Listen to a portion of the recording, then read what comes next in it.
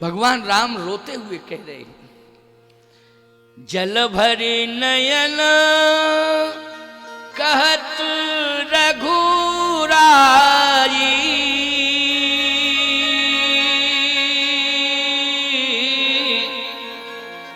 तात करम ते निज गति पाई। हे गिरिराज जटायु जी महाराज, मैं आपको मोक्ष दे रहा हूं, एहसान नहीं कर रहा हूं। ये राम की विशेषता नहीं है, आपके कर्म की विशेषता है। आपने ऐसा कर्म किया कि मैं खिंचा चला आया आपके पास, खिंचा चला आया आपके पास। ऐसा कर्म आपने किया। बोलो किया ऐसा कर्म कि नहीं? मैं एक बात कहता हूं, राम कथा तुम्हारे गांव में आ गई है। बोलो आ गई कि नहीं आ गई? कहीं ना कहीं तुमने कर्म अच्छा तो किया है, इसके प्रभाव से ही राम कथा आई। कर्म अच्छा किया है। कुछ लोगों को एहसास होगा, कुछ को नहीं भी एहसास होगा, लेकिन भले ही एहसास ना हो, लेकिन तुम ग्रामवासियों ने, क्षेत्रवासियों ने कुछ ऐसा अच्छा कर्म किया है कि राम नहीं आए, राम कथा आ गई है। कलयुग में तो राम से भी ज्यादा महान राम की कथा है। बोलो है कि नहीं? ये कर्म का प्रभाव है। एक बात बताएं आप, और मैं भी आ गया, आप कहो आप तो आए, आ ही जाते। नहीं नहीं, ऐसा नहीं है। तुम्हारे कर्म में ताकत ज्यादा थी। बहुत लोगों ने इन तारीखों में प्रयास किया है बुलाने का, और धन भी बहुत ज्यादा देने के लिए बार बार कहा है, महाराज जी हम लोग ये सेवा कर देंगे, आश्रम की ये सेवा कर देंगे, ये कर देंगे सेवा। मैंने कहा नहीं, मैं वचन दे चुका हूं, अब इसमें परिवर्तन नहीं होगा, आगामी साल का इंतजार करो। महाराज जी वो हम लोगों का विचार इसी वर्ष का बन गया है, तो किसी और से कथा कहलवा लो, और किसी संत विद्वान से कथा कहलवा लो। कोई जरूरी नहीं है कि मैं ही कथा कहूं। नहीं, इच्छा तो आपकी, कह रहे हैं लोग कि नहीं महाराज को बुलाओ, तो नहीं, मैं इन तारीखों में नहीं आऊंगा। अब ईमानदारी से बताओ, तुम्हारे कर्म में कुछ ज्यादा ही ताकत थी ना? क्यों थी कि नहीं थी? ज्यादा ताकत थी। अच्छा एक बात और बताएं, चलो कार्यक्रम छोड़ो, धन की बात छोड़ो, मान लो हम बीमार पड़ जाते तो? बीमार पड़ जाते और डॉक्टर मना करता कि कथा नहीं कहेंगे, बेड रेस्ट, लेकिन तुम्हारे कर्मों ने हमें स्वस्थ रखा है और यहां तक लाके बिठा दिया है। ताकत है तुम्हारे कर्मों में, ऐसी बात नहीं है। बोलो स्वस्थ रखा कि नहीं रखा? सुरक्षित तुम्हारे कर्मों ने रखा है, हमारे परहेज ने रखा है, हमारे भी पुण्य हमारे साथ जुड़े हैं, लेकिन कहीं ना कहीं हमारे पुण्य तो ले जाने वाले हैं, यहां नहीं कहीं और जगह ले जाते, लेकिन यहीं लाए हैं खींच करके। तो कहीं ना कहीं तुम्हारे कर्मों में वो ताकत थी कि खींच लिया कि नहीं? जैसे जटायु जी के कर्म में ताकत थी कि भगवान को अपने पास खींच लिया। बोलो खींच लिया कि नहीं खींच लिया? खींच लिया। इसलिए मैं कहता हूं, वो पढ़ा लिखा नहीं था, उच्च जाति में पैदा नहीं हुआ था, मानव जाति भी नहीं थी, वो तो खग संस्कृति में पैदा हुआ था। बोलो हुआ था कि नहीं? पक्षी था, खग मानी पक्षी, और वो भी पक्षियों में हंस नहीं था। क्यों भाई? पक्षियों में भी हंस नहीं था, पक्षियों में तोता नहीं था वो। क्यों भाई? तोता भी तो पक्षी होता है। तोते को पाला जाता है, पढ़ाया जाता है, सुख सारिका जान की जाए, कनक पींजरन राख पढ़ाए। सीता जी ने स्वयं पालन पोषण किया था तोते का। बोलो किया था। सुख और सारिका नाम के दो पक्षी थे, वो तोते थे, उनको सीता जी ने पाला था। इसका मतलब है पालने लायक होता है वो ना, तभी तो पक्षियों को पालते हो। तोता, सुख सारिका, हंस, सदा मानसरोवर में विचरण करता है, मोती चुनता रहता है। लेकिन ईमानदारी के साथ बताओ, ऐसी जाति में पैदा हुआ था कि गिर अधम खग आमिष भोगी, सड़ा मांस खाने वाला। लेकिन इतना उत्कृष्ट कर्म है कि बड़े बड़े ऋषि मुनि महात्मा जो नहीं कर पाए वो गिरिराज जटायु ने किया। इसलिए जल भरी नयन, जल भरी नयन कहत रघुराई, तात करम ते निज गति पाई। तन तज तात जाहु मम धामा, देहु काहि तुम पूर्ण कामा। मैं कुछ देने के लायक नहीं हूं, आप पूर्ण हैं। आपके कर्म ने आपको पूर्ण कर दिया। कर्म ने क्या कर दिया? पूर्ण कर दिया। समझ में बात आई कि नहीं आई? इसलिए कर्म करने पर विचार करना है, सीधी सी बात। मनुष्य को तो करना ही चाहिए विचार। क्यों भाई? 84 लाख योनियों में मानव को तो कर्म करने पर विचार करना चाहिए कि जो कर्म करने के लायक ना हो उसको करना नहीं चाहिए, और जो करने के लायक हो उससे कभी पीछे हटना नहीं चाहिए, करना चाहिए। आज जो काम करने के लायक नहीं होता है उस काम को करने के लिए हम आगे बढ़ जाते हैं, और जो काम करने के लायक होता है उस काम के लिए हम पीछे हट जाते हैं। उल्टा कर रहे हैं कि नहीं कर रहे? क्यों भाई? उल्टा कर रहे हैं, उल्टा कर रहे हैं।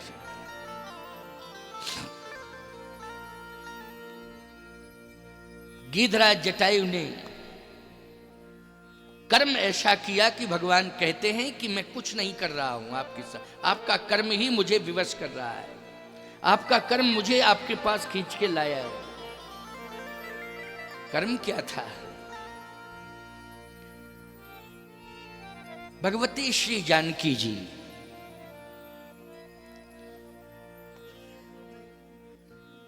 नासिक पंचवटी में निवास कर रही है। देखो, भगवती श्री जानकी जी पलंग पीठ तज गोद हिंडोरा, सीन दीन पग अवनि कठोरा। ऐसी श्री जानकी कठोर भूमि पर चली। किसके लिए चली? उन्होंने कर्तव्य किया है, कर्तव्य पथ पर चली। वो कर्तव्य क्या है?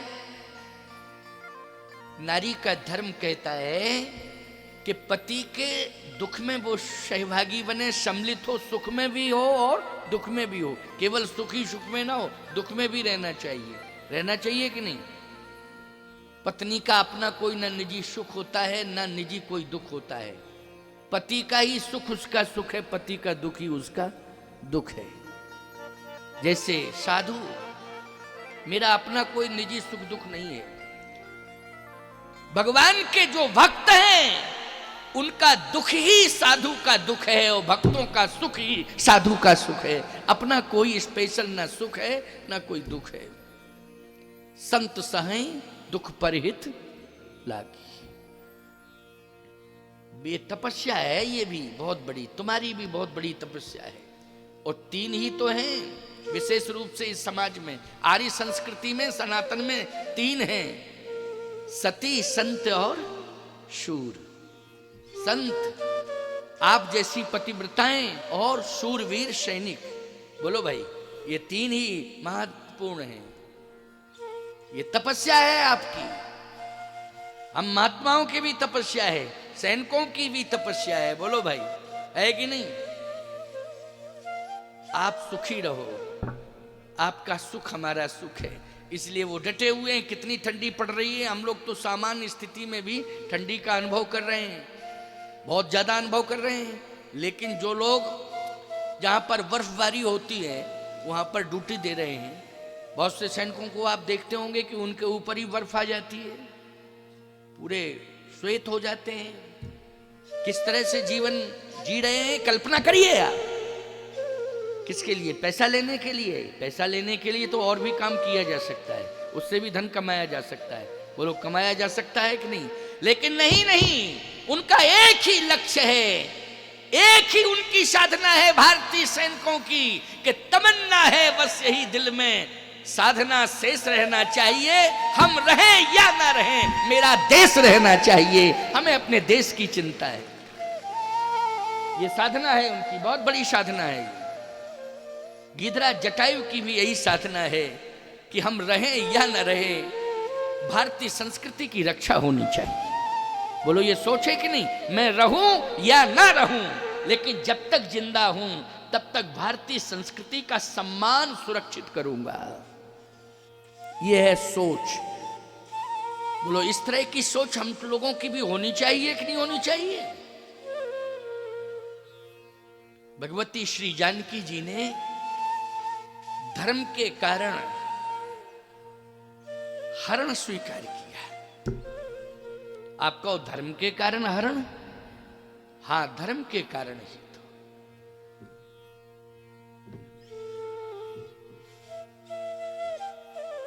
रावण ने एक बात कही थी, मात भिक्षाम देहि, मुझे भिक्षा चाहिए। पहले एक शब्द का भिक्षाम देहि, मुझे भिक्षा चाहिए। और जब सीता जी ने कहा मैं भिक्षा देने में इसलिए विवश हूं क्योंकि रेखा प्रतिबंधित किए हुए मुझे, मैं रेखा के बाहर नहीं जा सकती हूं, तो रावण ने सोचा कि मां कहने से, क्यों भैया, जहां कोई इनको मां कह दे तो ममता उमड़ आती है कि नहीं आती है? ममता, मां कहो तो क्या उमड़ आती है? ममता।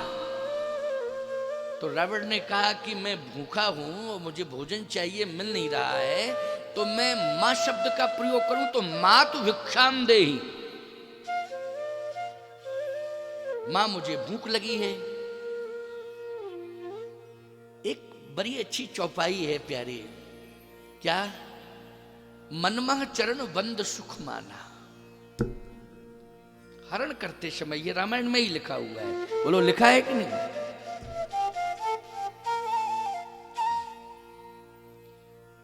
जब सीता जी का हरण किया तो मनमह चरण बंद सुख माना, उसने मानसिक प्रणाम किया है। क्यों? इसका अर्थ यही होता है कि नहीं होता है? मानसिक प्रणाम। ये रामचरितमानस में लिखा है, ऐसा नहीं है कि मैं किसी और रामायण की बात कह रहा हूं, मैं अरण्य कांड की बात कह रहा हूं, सीता हरण के समय की बात कह। मनमह चरण बंद सुख माना।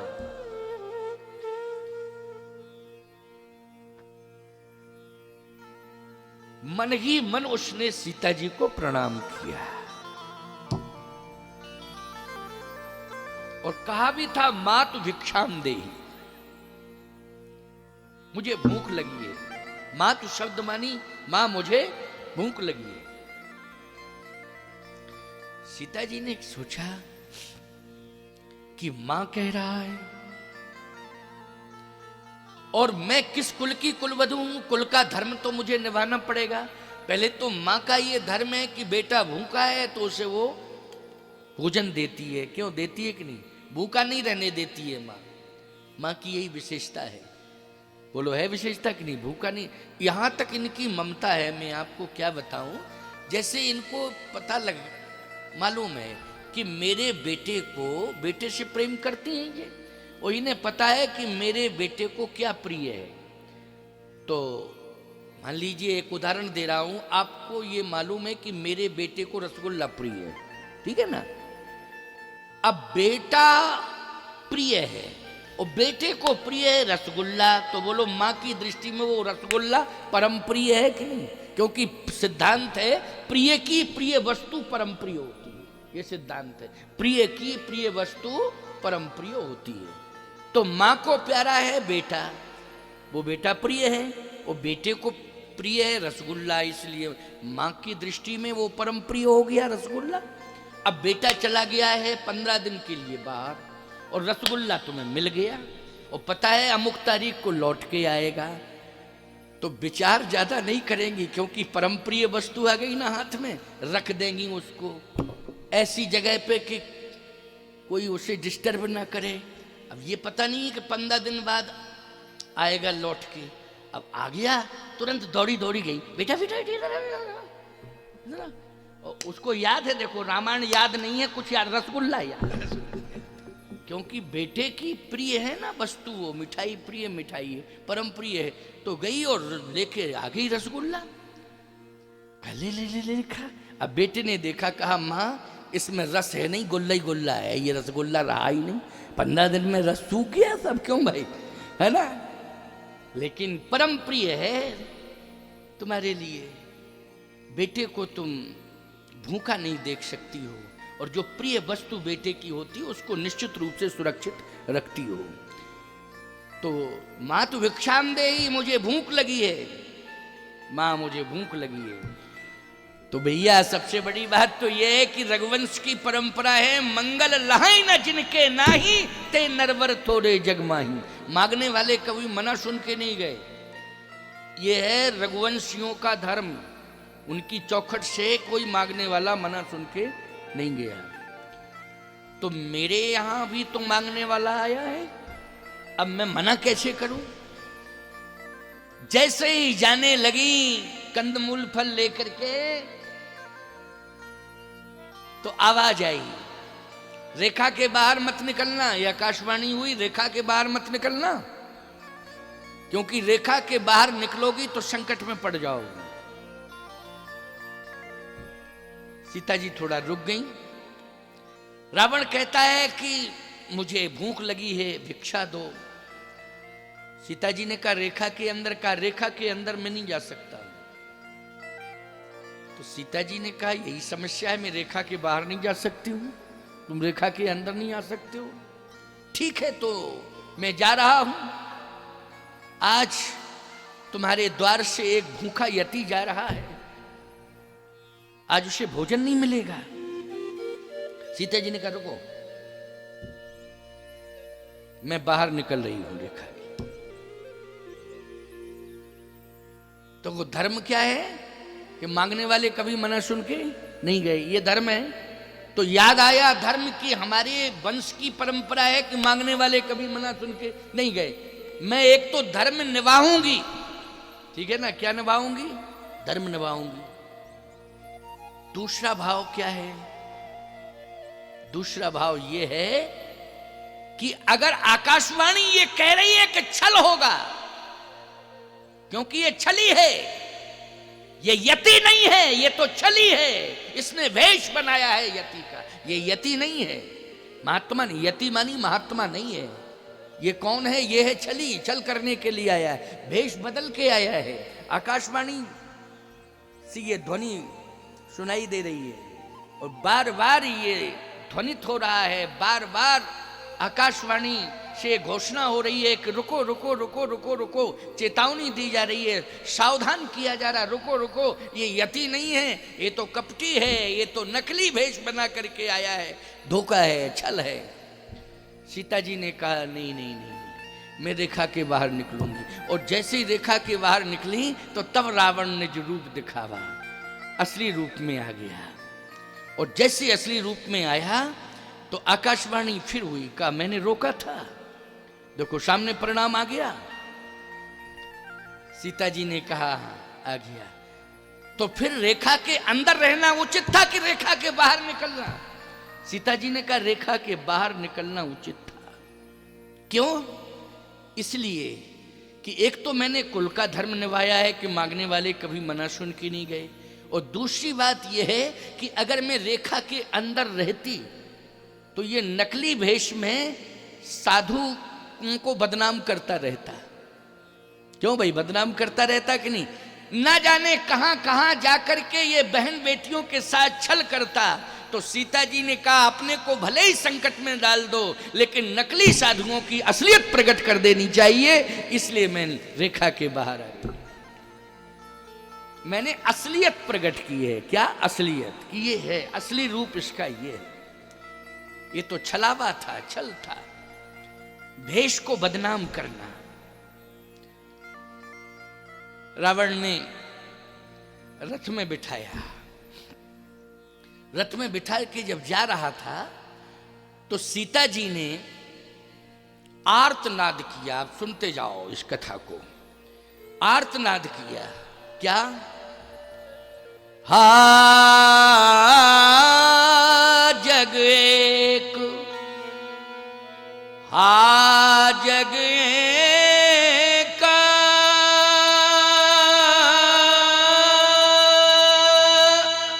वीर रघुराया,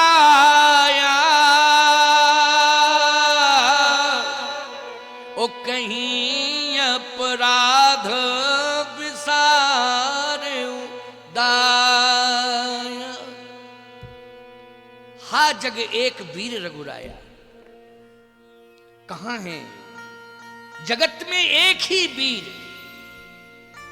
वो जगत में एक ही वीर तो है जिसने पूरे ब्रह्मांड को अपने हाथ में लिया हो।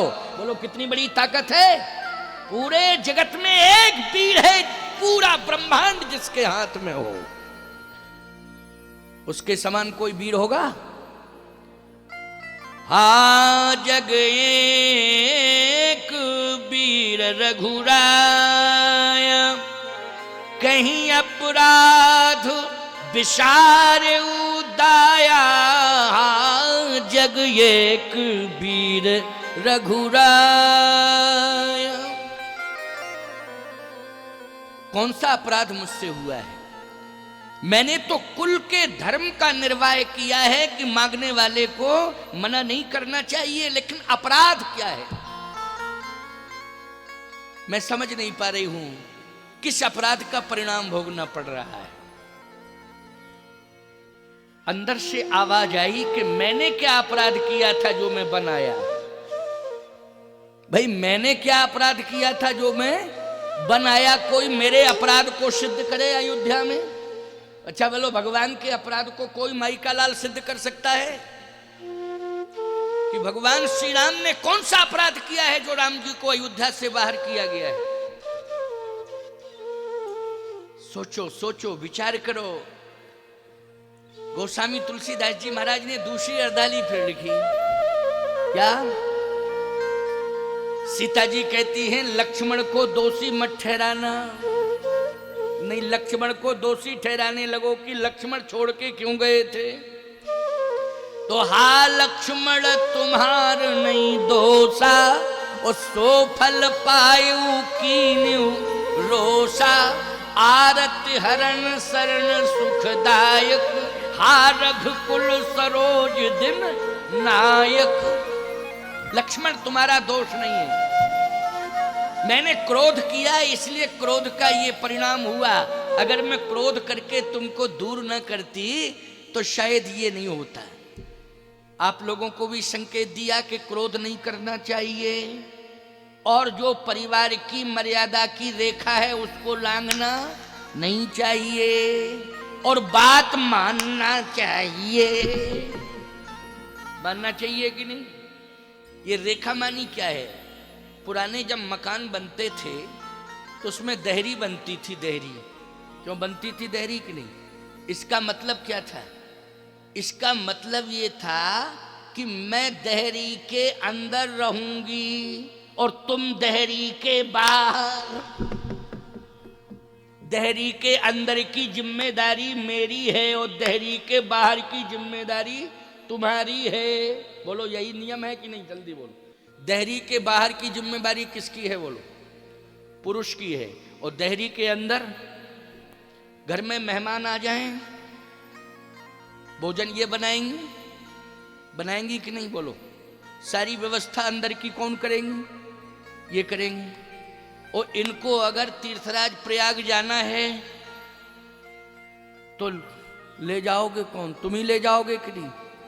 हैं? ट्रेन में बिठाओगे कौन? तुम। और ज्यादा भरी होगी तो प्रार्थना कौन कहोगे? प्लीज एक लेडी सवारी थोड़ा सा। हाथ तुम ही जोड़ोगे कि नहीं जोड़ोगे? बोलो भाई। और इनको बिठा लोगे और तुम खड़े हो जाओगे। क्यों भाई? खड़े हो जाओगे कि नहीं? और इनको बिठा लोगे और फिर बार बार पूछोगे पानी लाऊं, प्यास तो नहीं लगी है? नीचे गए, पानी लाए। पकौड़ी लाऊं? नीचे पकौड़ी बिक रही है, थोड़ा गरम गरम लाओ। अरे रास्ता भर खिलाते पिलाते इनको ले गए। क्यों ले गए कि नहीं ले गए? और जब ये उतरी तो आराम से तुमने उतार दिया और सामान, अरे अरे मैं हूं ना, मैं सामान तुम कुली बन गए। क्यों भाई? कुली का अर्थ वो नहीं, कुली मानी कुल की रक्षा करने वाले कुली। हाँ, कुली का अर्थ तुम पता नहीं क्या अंत संत लगाने लगे। क्यों भाई? कुली का अर्थ तुम स्टेशन छाप समझ रहे हो। क्यों भाई? क्यों कुली? हाँ, अब समझ में आ गई बात। महाराज इज्जत रह गई कम से कम आपने अर्थ बदल दिया तो हमारी इज्जत रह गई, प्रतिष्ठा रह गई, नहीं तो नाक ही कट गई थी पूरी हमारी। अरे कैसे कटेगी तुम्हारी नाक? कितने बड़े भक्त हो तुम। सम्मान और हम नहीं रखेंगे तो कौन सम्मान रखेगा तुम्हारा? भगवान के भक्तों का सम्मान तो महात्मा ही सुरक्षित रखता है। लेकिन प्यारे, तुमने सम्मान दिया, धर्म था तुम्हारा इसलिए तुमने दिया। लेकिन मेहमान अंदर आ जाएं तो सारी व्यवस्था ये करती हैं कि नहीं? भोजन बनावें, बर्तन तक मलें साफ, बोलो भाई। और जब सब खा लेंगे, विश्राम करेंगे, तब बाद में बोलो भाई। यही बात तो यही। अब क्या सिस्टम हो गया है, अब हम कुछ नहीं जानते। हम तो जो सिस्टम चल रहा था उसकी बात कर। बाद में पाती हैं ये, बोलो भाई, पाती हैं कि नहीं? और चिंता, सोते समय चिंता करती हैं, घर में मेहमान पड़े हैं, सबसे पहले जाग जाती हैं। झाड़ू बहारू कौन लगाती हैं, जल्दी बोलो? लगाती है कि नहीं? हाँ। और चाय बना के कौन लाती, गरम गरम? यही लाती है। कितनी सेवा करती है, ऐसी बात नहीं है।